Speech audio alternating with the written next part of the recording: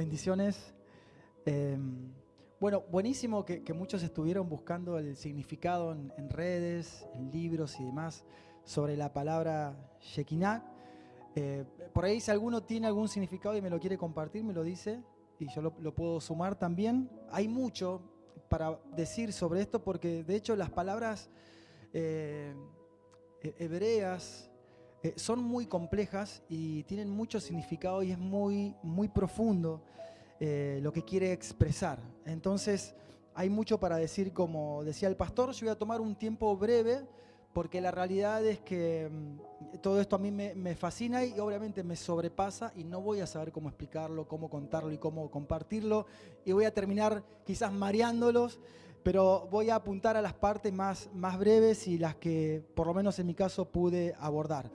Y partiendo de esta palabra, Shekinah, ¿alguien investigó, revisó en las redes y puede decirlo en voz alta lo que encontró? Así brevemente, en una palabra, Tiago. Presencia de Dios. ¿Alguien más? Morada o presencia divina. Celeste, ¿algo más? Morada o presencia divina, ¿verdad?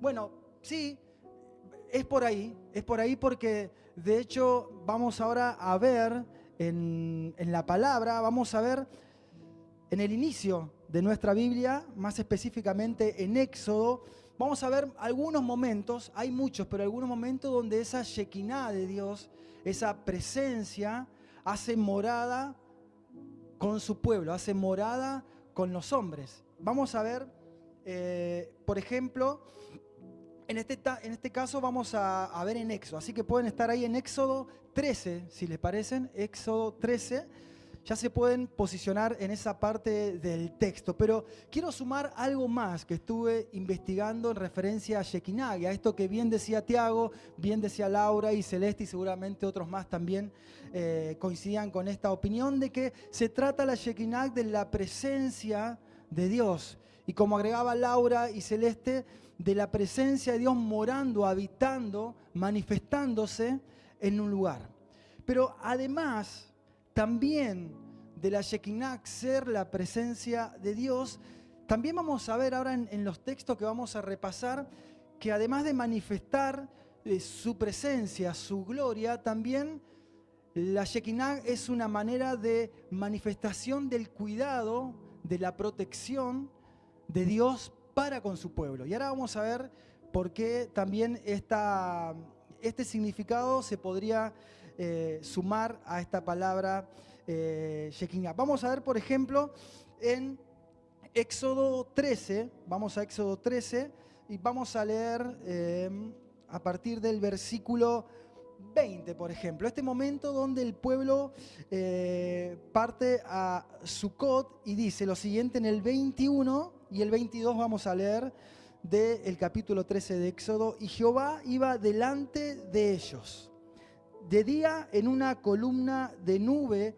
para guiarlos por el camino, y de noche en una columna de fuego para alumbrarles, a fin de que anduviesen de día y no de noche. En el 22 dice, nunca se apartó de delante de su pueblo la columna de nube, ni de día ni de noche la columna de fuego. Ahí vemos también en esta Shekinah manifestada en este momento a Dios mostrando también su fidelidad y su compromiso para con su pueblo, para con lo que Él había dicho. Tenemos también un momento donde la Shekinah se manifiesta, en este caso ya no con el pueblo en general, sino solamente con Moisés, y tiene que ver con esta visitación de la presencia de Dios en el monte Sinaí. Esto también está en Éxodo, podemos verlo en Éxodo 19, que tiene como título Israel en el monte Sinaí, y tiene que ver cuando Moisés sube al monte y hay una nube, un humo, hay un estruendo, hay sonidos. La verdad que era algo imponente lo que sucedía, y en este caso solo Moisés era el que se animaba a subirlo y el que tenía el acceso a subir a la presencia de Dios donde estaba la Shekinah en ese monte, en el monte Sinaí. Y ahí fue donde también sucede algo extraordinario y está escrito, donde Dios le revela los mandamientos a Moisés, los 10 mandamientos. Y el texto dice escritos por el dedo de Dios. Eso también es impresionante. Entonces, hasta ahora podemos decir que la Shekinah, además de ser todo lo que es algo impresionante. Es algo que supera nuestra imaginación y lo que yo pudiera expresar o explicarles y contarles de la Shekinah y de la presencia de Dios. Porque aunque lo leamos, estar ahí ante algo tan imponente, ante Dios y su presencia, morando en un lugar, manifestándose en un lugar con todo eso que sucedía, el humo, los estruendos, el sonido, una bocina que iba en aumento, era algo que podríamos decir que hasta terrorífico, si no me equivoco. Era algo que te da miedo, no el temor reverente, te da miedo de verdad, o sea, miedo de acercarte. De hecho, el pueblo no se acercó. Cuando vio semejante cosa, dijo, no, andá vos, si con vos es el asunto, andá vos. Le decían a Moisés, nosotros te esperamos acá, nosotros no accedemos ahí.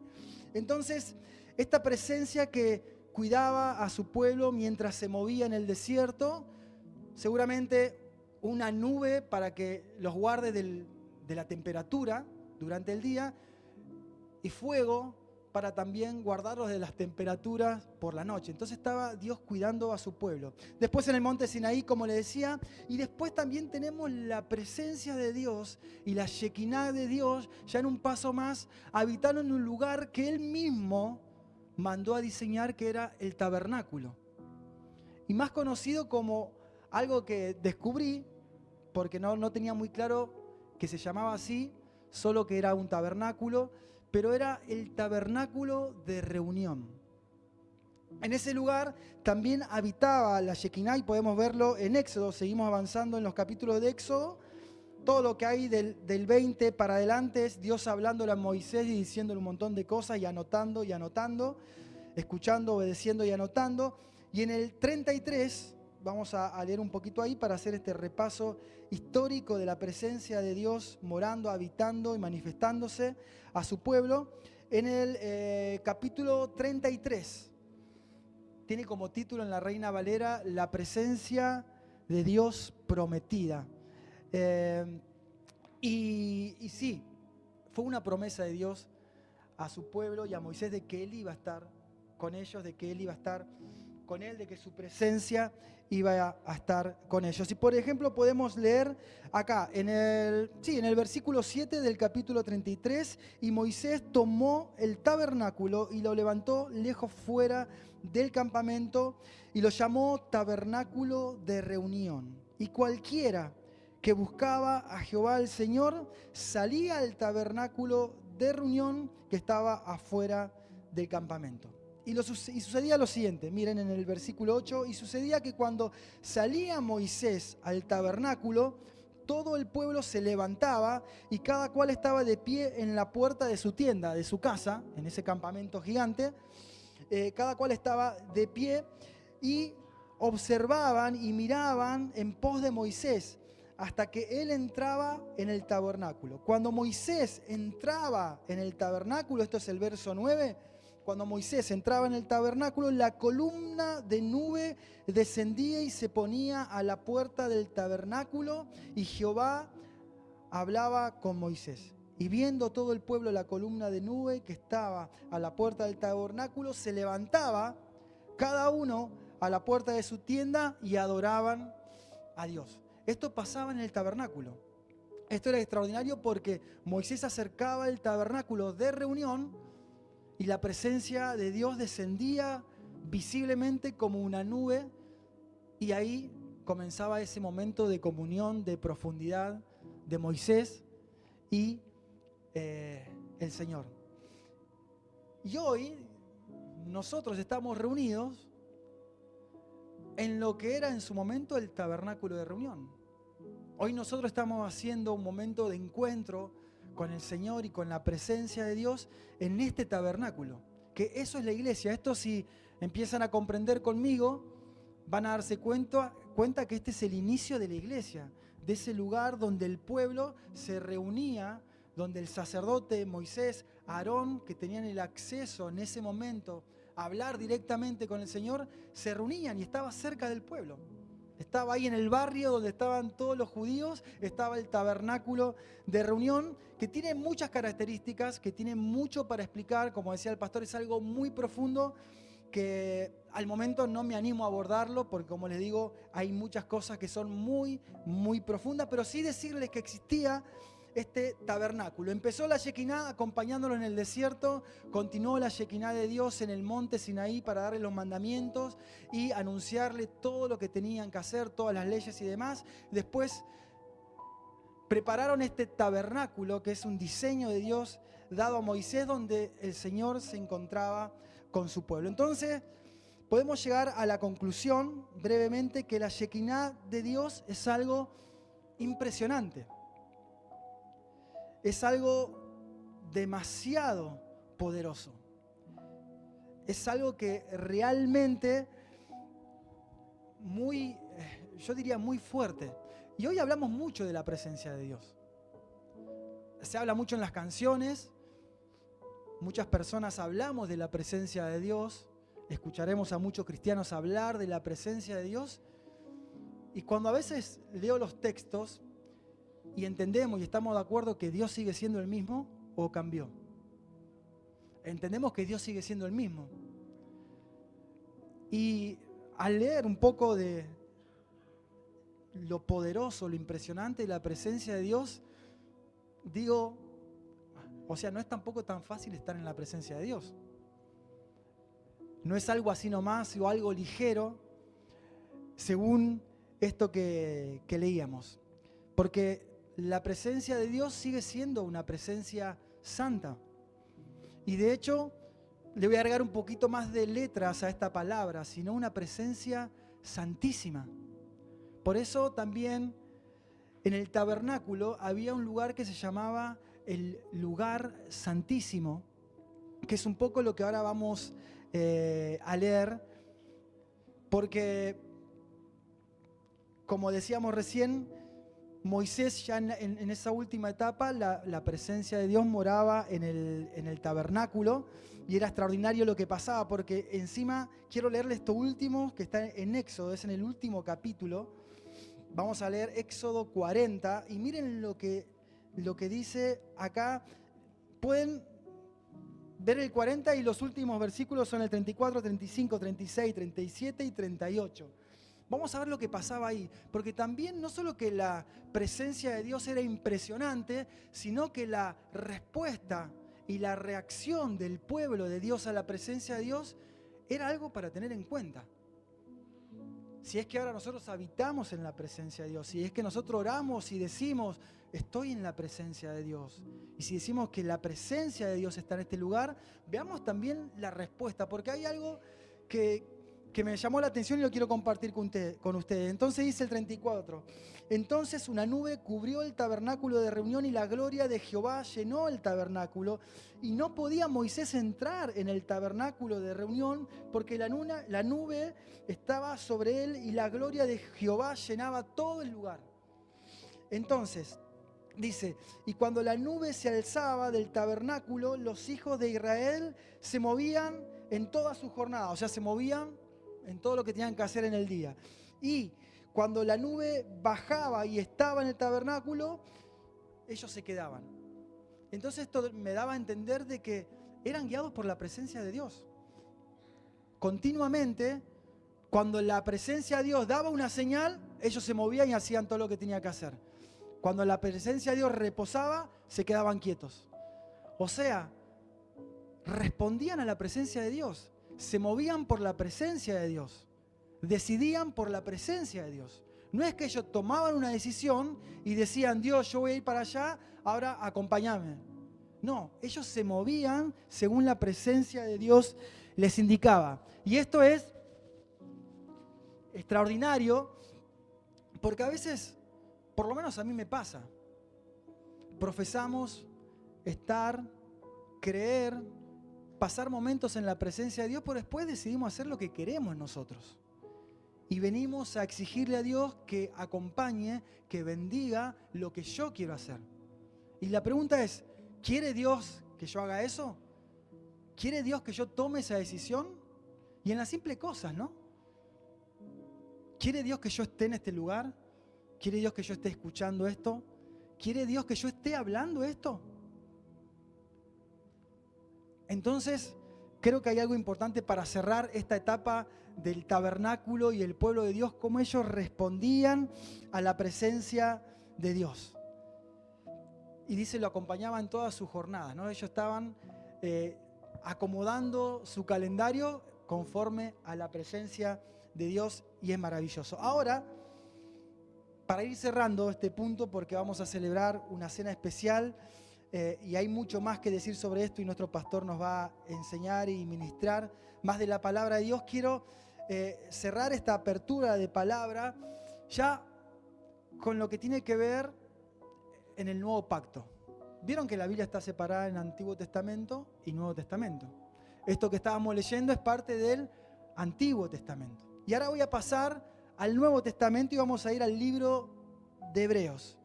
Y vamos a entender un poco esto del tabernáculo. Y acá creo que pasa para mí lo más extraordinario, que a mí me vuela la cabeza, que no comprendo, pero que lo creo profundamente. Vamos a Hebreos 9 y dice, ahora bien, aún el primer pacto tiene ordenanzas de culto. Esto es Hebreos 9, arrancando del versículo 1. Ahora bien, aún el primer pacto tiene ordenanzas de culto y un santuario terrenal, porque el tabernáculo estaba dispuesto así. Tenía la primer parte que se llamaba el lugar santo, estaba en el candelabro, la mesa y los panes de la proposición. Tras el segundo velo estaba la parte del tabernáculo llamada el lugar santísimo, ¿no? El cual tenía un incienso de oro, estaba el arca del pacto, donde estaba la vara de Aarón, donde estaban las tablas con los mandamientos y donde estaba el maná. Después tenía lo que es el atrio y demás, y un montón de partes que está buenísimo, si lo quieren investigar. Hay un montón de videos en 3D que te muestran todo el tabernáculo y demás, y está muy bueno para conocer un poco más. Así que en el versículo 6, así dispuestas estas cosas, en la primera parte del tabernáculo entran los sacerdotes para hacer sus quehaceres, en el lugar santo.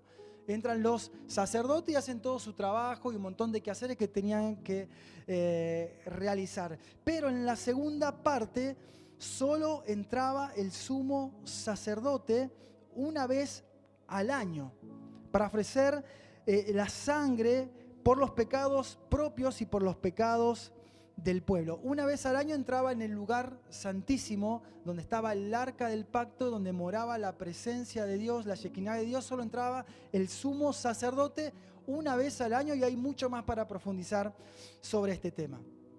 Y lo interesante de todo esto es que quiero plantearles es que este tabernáculo que estábamos hablando en Éxodo y que está contando ahora el autor de Hebreos, es un diseño de Dios. Este tabernáculo estuvo armado, estuvo preparado y fue levantado según Dios le indicó detalle a Moisés. No es que es algo que se le ocurrió al hombre hacer.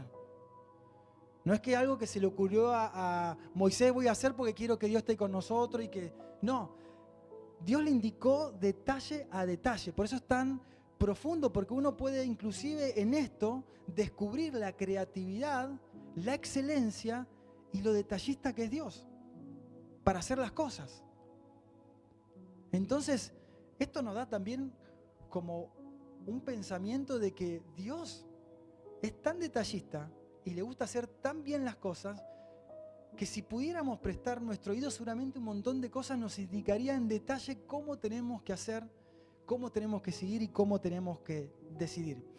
Entonces, este primer tabernáculo era un diseño de Dios. Pero en el tiempo presente, dice el autor de Hebreos, se empieza a revelar un tabernáculo que es el tabernáculo celestial. O sea, todo esto es sombra del tabernáculo celestial, de lo que se está preparando en los cielos para nosotros. Así como hay un tabernáculo terrenal, así como hay una iglesia terrenal, hay un tabernáculo celestial que todavía no podemos verlo, pero sí podemos sentir el aroma cuando leemos los textos.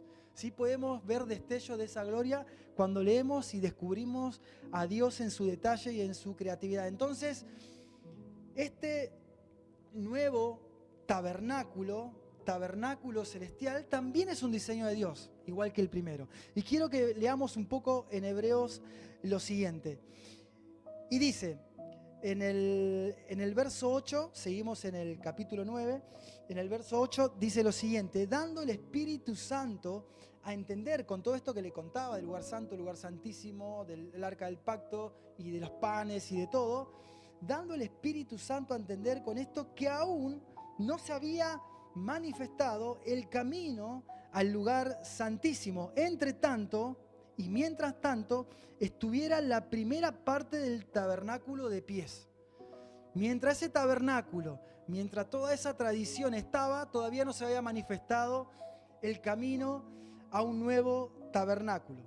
Pero ya podemos leer en el verso 11, pero estando ya presente Cristo, sumamente y sumo sacerdote de los bienes venideros, por el más amplio y más perfecto tabernáculo, no hecho de manos, es decir, no de esta creación, un tabernáculo no de esta creación, y no entregando sacrificios de sangre de machos cabríos ni de becerros, sino por su propia sangre, entró una vez y para siempre al lugar santísimo, habiendo obtenido eterna redención.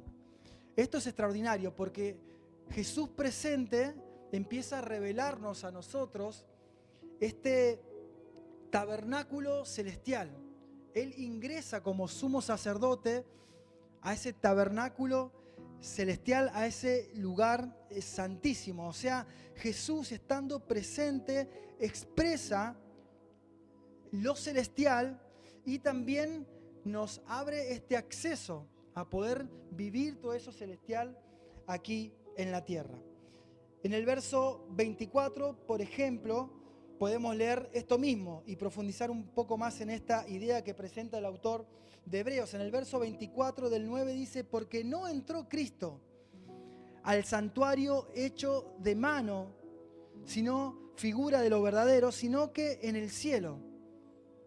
Él no entró a hacer una ofrenda en el tabernáculo terrenal, sino en el tabernáculo celestial, mismo para presentarse ahora por nosotros ante Dios. De hecho, si no hubiese sido que Cristo ingresó a ese lugar a presentar una ofrenda por nosotros, hubiésemos estado todavía con el pecado en el medio, sin poder acceder a los bienes de Dios. Por eso, lo último para decir sobre esto está en el capítulo 10 y dice lo siguiente. Podemos empezar a leer desde el versículo 19.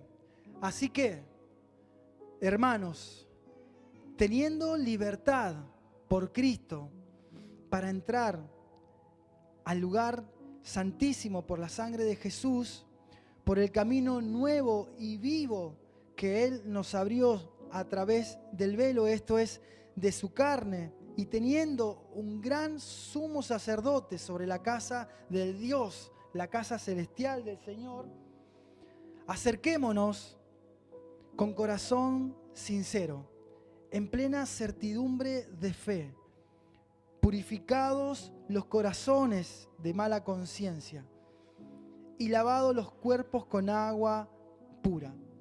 Y quiero decir esto. Dice que ahora podemos acercarnos confiadamente al lugar santísimo. Podemos, si queremos, vivir en el lugar santísimo, morar en el lugar santísimo y aún más, dejar que el lugar santísimo dirija nuestros pasos. Ahora nos pide algo el autor y por algo lo debe decir. Dice: acerquémonos con corazón sincero. Si buscamos un poco ese significado de sinceridad, nos aparece la palabra fingimiento. Y fingimiento, quizás a algunos les hace acordar a Pablo diciéndole a Timoteo que él ve en él una fe no fingida. ¿No? ¿Esto quiere decir que puede haber una fe fingida? Sí.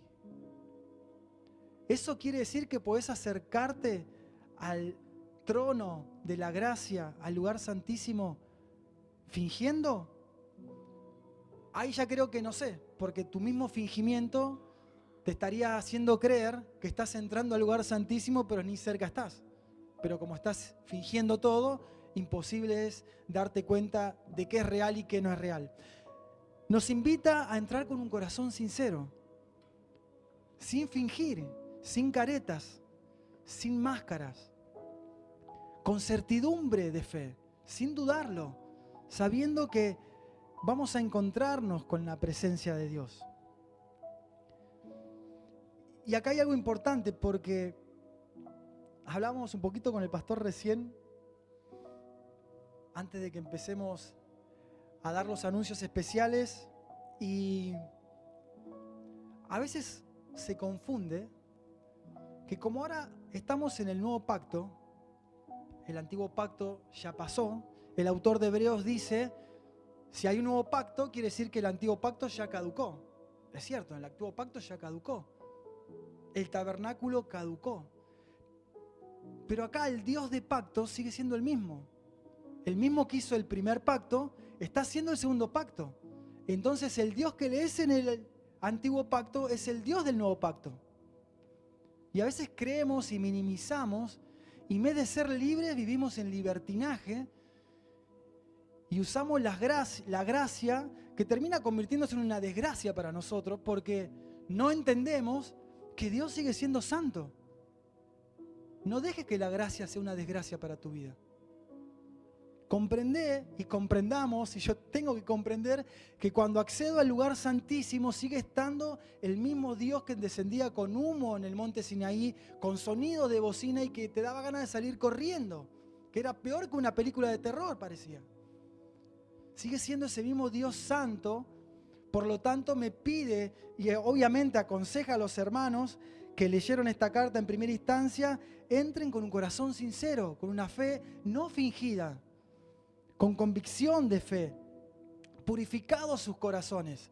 Y saben que hace un montón, me acordé esta semana, porque esta palabra empezó a venir a mi mente el domingo mismo, antes de que supiera que tenía que compartir esto.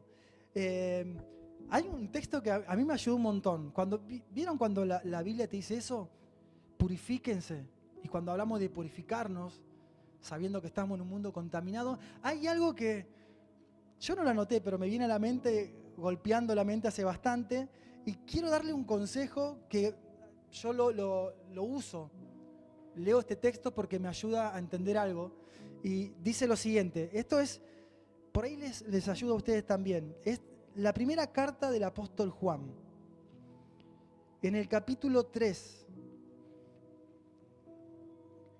Yo hace años encontré esto que es para mí una ayuda para ir a ese camino de pureza, para vivir en un camino de pureza. Y dice, miren cuál amor nos ha dado el Padre para que seamos llamados hijos de Dios.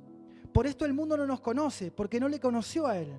Amados, ahora, no mañana, ahora somos hijos de Dios y aún no se ha manifestado lo que hemos de ser. Pero sabemos que cuando Él se manifieste, eso que estamos esperando al Señor, cuando Él se manifieste, sabemos que cuando Él se manifieste, seremos semejantes a Él, porque le veremos tal como Él es.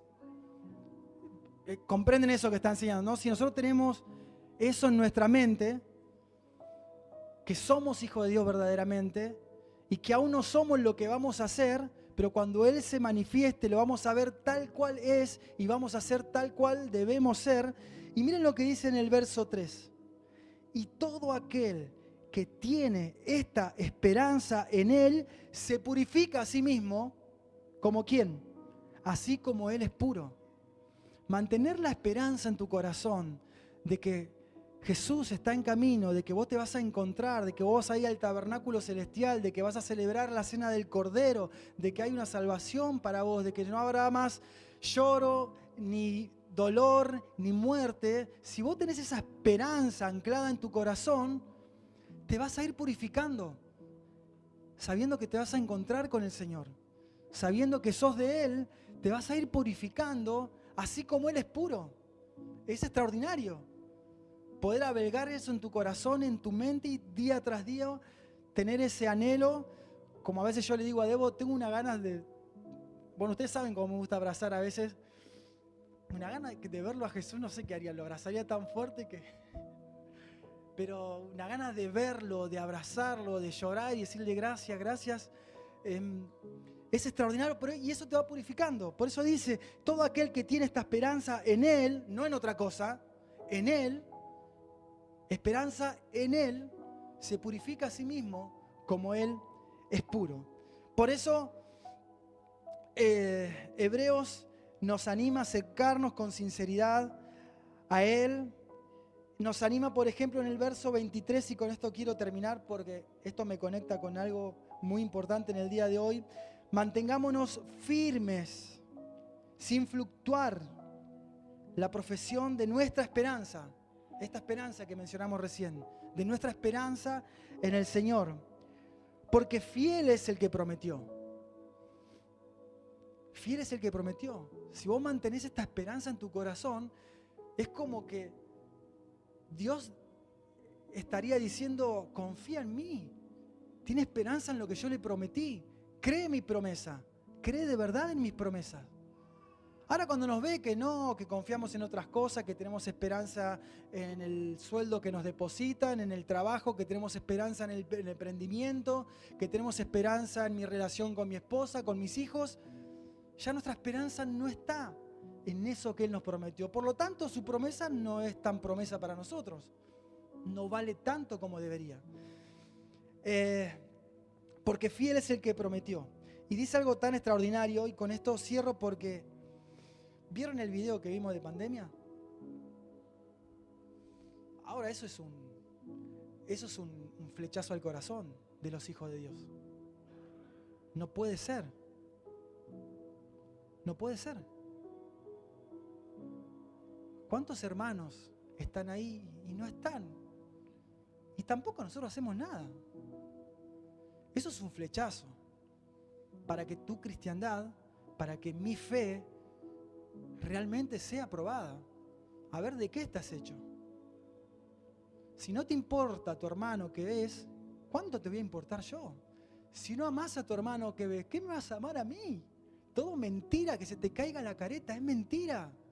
No amás a Dios. Haces acciones religiosas y nada más. No amo a Dios de verdad.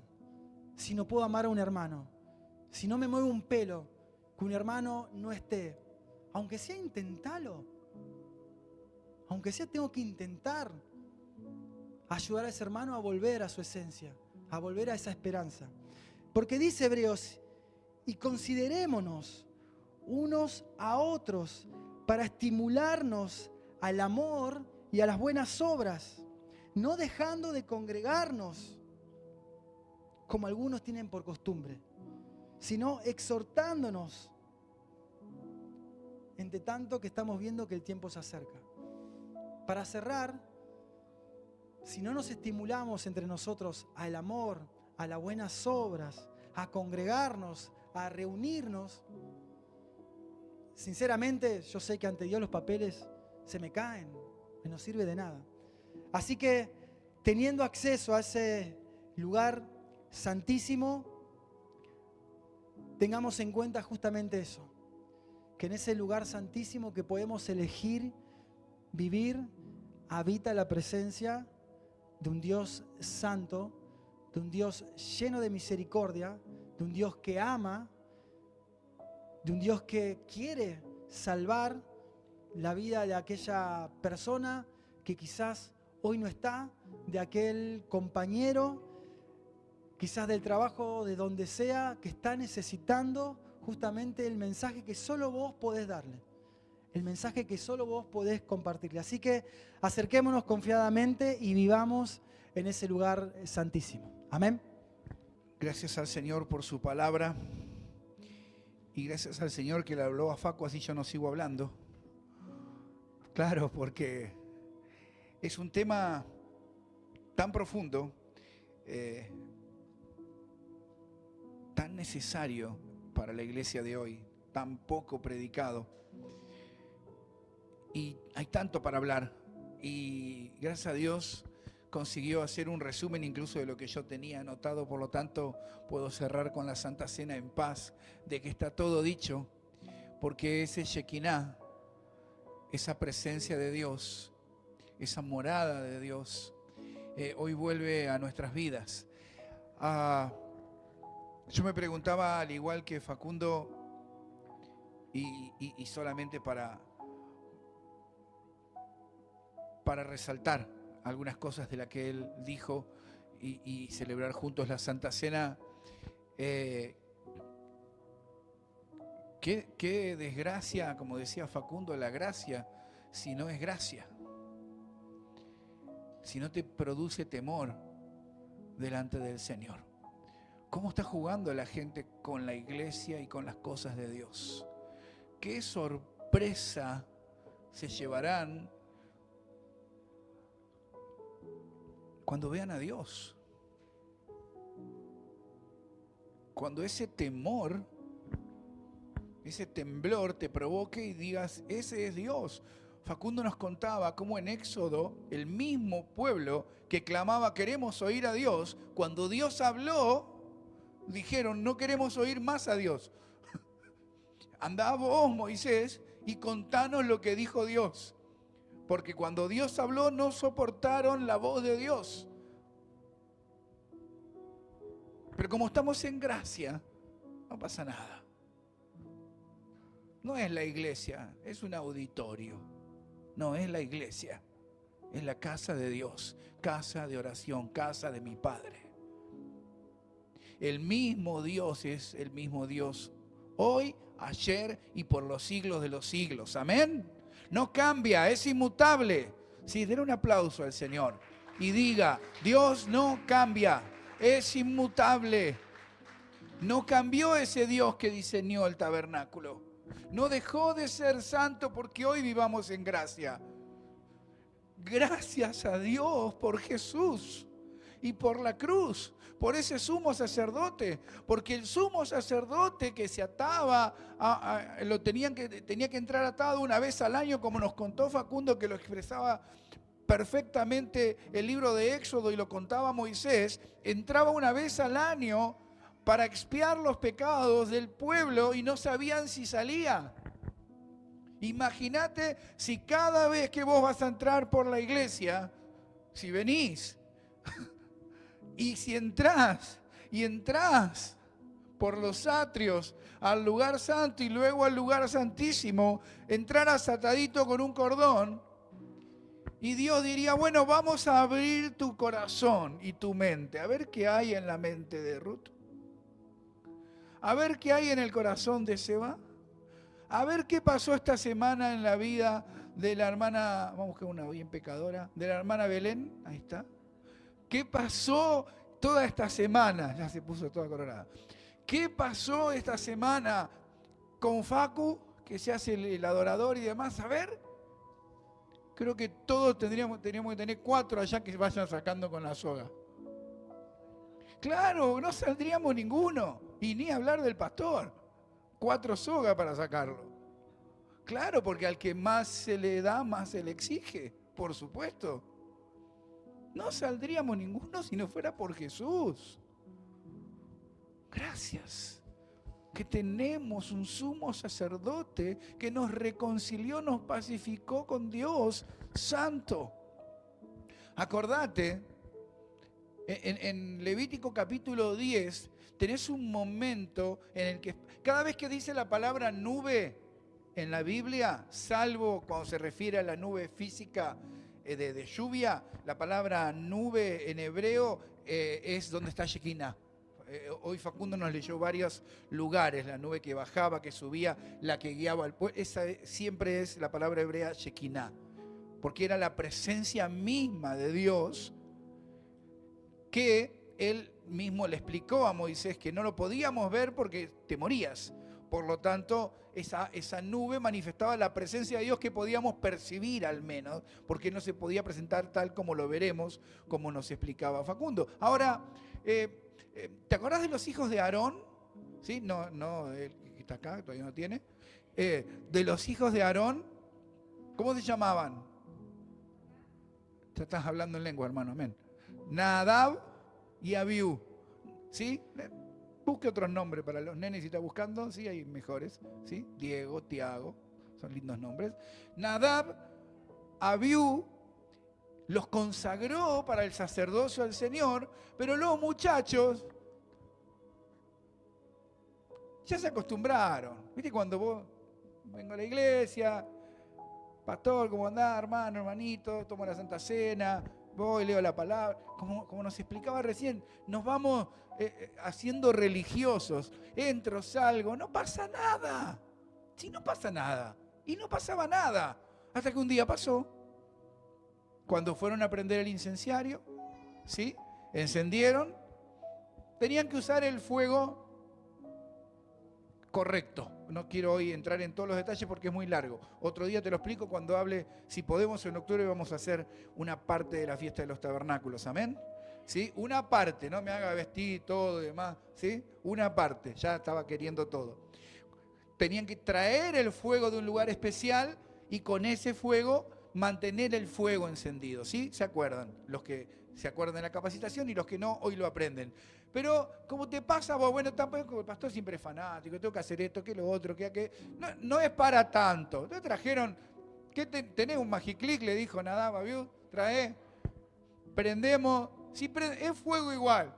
Y prendieron el fuego. ¿Prendió el fuego? Sí, prendió. ¿Y qué pasó? Cayeron muertos Nadab y Abiú, los hijos de Aarón, consagrados al Señor, ¿te imaginas? Aarón. Entonces, bueno, Moisés le fue a explicar y después en el 16, Dios le recuerda a Moisés. En el verso 1 le dice, habló Jehová a Moisés después de la muerte de los dos hijos de Aarón, cuando se acercaron delante de Jehová y murieron. Y Jehová le dijo a Moisés, decile a Aarón tu hermano, ¿sí? Porque hablaba ya solo con Moisés,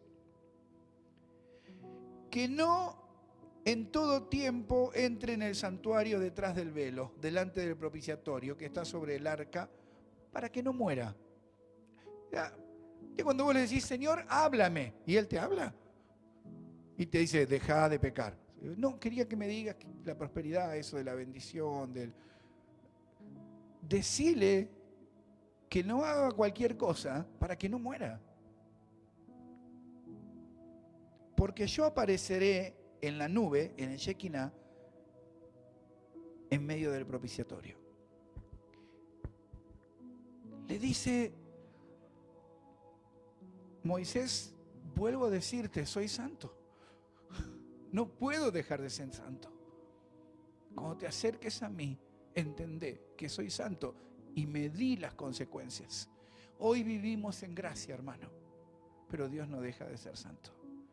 Aprendiste hoy lo que era y lo que es la presencia de Dios y el Shekinah. No sé si llegarás a comprenderlo o a entenderlo o a percibirlo de la manera. Dios permita que hoy lo hagas. Te leyó en el final, gracias a Dios, porque yo lo tenía anotado, entonces Dios nos habla con la misma palabra en Hebreos capítulo 10 y te habló del sumo sacerdote y te dijo claramente, mantengámonos firmes, sin fluctuar, teniendo fe en sus promesas, amándonos y estimulándonos en amor unos a otros, no dejando de congregarnos, como tiene por costumbre algunos, sino exhortándonos, porque Jesús vuelve, o porque vos vas. Pero tarde o temprano todos nos confrontaremos delante de Dios Santo. y vas a tener que escucharlo hablar. Por eso en esta mañana que iniciamos este periodo de Pascua cristiana, que el mundo comienza tal vez de manera religiosa a recordar a Jesús, la muerte, con un montón de ritos costumbristas que no tiene que ver con eso. Dios es santo. Que Dios pueda provocar, como nos enseñó Facundo hoy, ese amor en tu vida. Primero, decirle al Señor esta mañana: límpiame, purifícame, porque eres santo, Señor, y porque me presento delante de un Dios santo.